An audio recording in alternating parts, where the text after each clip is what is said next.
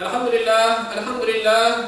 لله الذي جعل صلاة الجمعة من شعائر الإسلام وفرضها لأمة محمد عليه الصلاة والسلام لتكون مكفرة للذنوب ومطهرة للآثام. نشهد أن لا إله إلا الله وحده لا شريك له الذي يكرم المؤمنين والمؤمنات برؤية جماله في دار السلام. ونشهد أن سيدنا وسندنا ومولانا محمدا عبده ورسوله المبعوث بالدعوة وهي إلى دار السلام.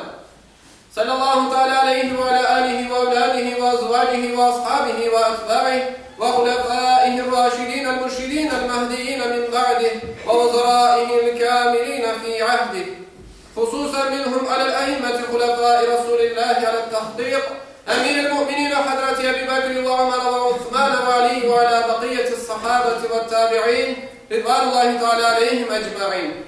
أيها المؤمنون الحاضرون، اتقوا الله وأطيعوه، إن الله مع الذين اتقوا والذين هم محسنون.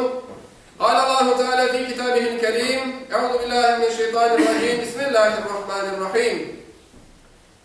ثم أماته فأقبره ثم إذا شاء أنشره.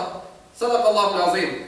Çok aziz ve muhterem Müslümanlar, bizim bugünkü hutbemizin mevzusu kabir ziyareti hakkında olacaktır. Aziz müminler, kabirlerini ziyaret etmek Müslümanlar için menduptur. Kabir ziyaretleri İslami ölçülü çerçevesinde olması gerekir. Kabirlerini haftada bir gün, cuma ya da cuma ertesi günü, hiç olmaganda bayramlarda ziyaret etmek faydalı olur. Peygamberimiz Muhammed Mustafa sallallahu aleyhi ve sellem Efendimiz ozu kabir ziyaretine ketken edi ve kabristanının yanından geçken kimselerinin dikkat edilecek hususlarla alakalı bazı hatırlamalarda bulungan edi. Bir gün kabristanğa ketken bir takım sahabeni görgende onlarga evvela kabirdekilerini selamlamalarını, sonra da böyle dua etmelerini tavsiye etti. Selam sizge ey bu yurtның mümin sakinleri. İnşallah yakında biz de aramızda koşulacakmız. Allah'tan bizni de sizni de bağışlamasını dileyim. Kabirlerini ziyaret etkenler kıblağa ya da ölünün yüzüne taba turup ona selam verip dua ederler. Ziyaretçi oturup Kur'an okusa ve savabını ölüge bağışlasa onun için ecir ve savabı vardır. Hz. Peygamberimiz Muhammed Mustafa sallallahu aleyhi ve sellem Efendimiz mezarlarını ziyaret etiniz. Çünkü mezar ziyareti ölümünü akılga getirir diye buyurdu. Mezarını ziyaret etkende şu edeplerge dikkat etmek gerekmez. Mezar ziyaret edilgende abdestli olmak gerek. Mezarlıkta sakın olup şamata götürmemek gerek. Onlarga selam verilmeli, onlar için hayır dua yapmalı. Kur'an okup ruhlarına savabını da bağışlamak mümkündür. Her insanın erte ya da geç kabirge gireceğini düşünüp ibret alınmak gerekir. Müslümanlar mezarlıkına korçalamak, onu temiz ve tertipli tutmak gerekir. Müslümanlarda olmayan adetlerden mesela baştaş üstünde ölünün resmini sızdırmak, çiçek çemberlerini getirip mezar üstüne koymaktan şiddetle uzak olmak gerekir.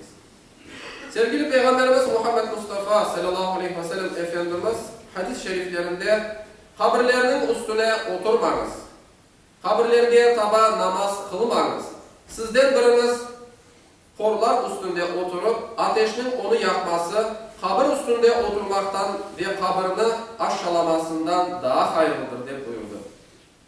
Aziz müminler, kabir ya da türbeler ziyaret edilgende onlardan bir şey istenir. Onlara yalvarıp dua etmek katiyen yasaktır. Bizge ve ölülerge yardım edecek elbette ki tek Allah'tır. Buna göre biz Allah'a yalvarıp ölüler için dua etmeliyiz. Mübarek büyük insanların kabirlerini ziyaret etkende de kabirlerge ya da etraftaki tereklerge çul baylamak gibi hareketlerinin dinimizde elbette ki yeri yoktur. Türbe ve mezarlıklar ibret niyetinden ziyaret edilip o yerde yatanlar için dua etmek gerekir. Kabir ziyaretinde bidatlarga ve dinde olmayan şeylerge yer vermeyip sünnet ölçülerine uymak gerekir. Akılga, mantıkka ve dinimizin esaslarına uymayan işlerden uzak durmalıyız. Saygılı Müslümanlar, hutbemizde Yüce Allah'ın Abese suresinin 21 ve 22. ayetinin manasından bitirmek isteyeyim. Sonra Allah onu, yani insanı öldürür ve kabirge koyar. Sonra tilegen vakitte onu yanından tirildir. Allah-u Teala cümlemizden razı olsun, bizlerini dinden, imandan, kitabımızdan ayırmasın.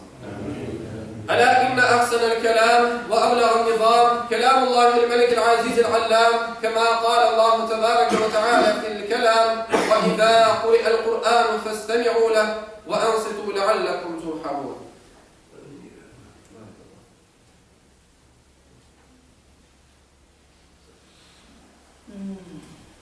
Elhamdülillah, elhamdülillah.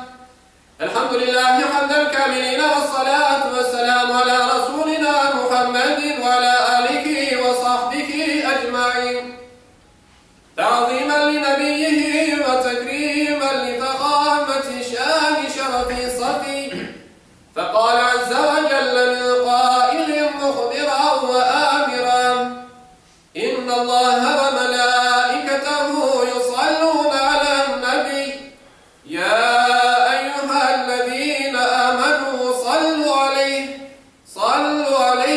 وسلموا تسليما اللهم صل على سيدنا محمد اللهم عباد الله إن الله يأمر بالعدل والإحسان وإيتاء ذي القربى وينهى عن الفحشاء والمنكر والبغي يعظكم لعلكم تذكرون. Sayın Müslümanlar, keçken bizim cuma namazımızda toplanılan sadakanın miktarı 575 grivnadır. Toplam olarak ise 144.520 grivnadır. Allah-u Teala vermiş sadakalarımızı kılacak cuma namazımızı kabul ve mağdur.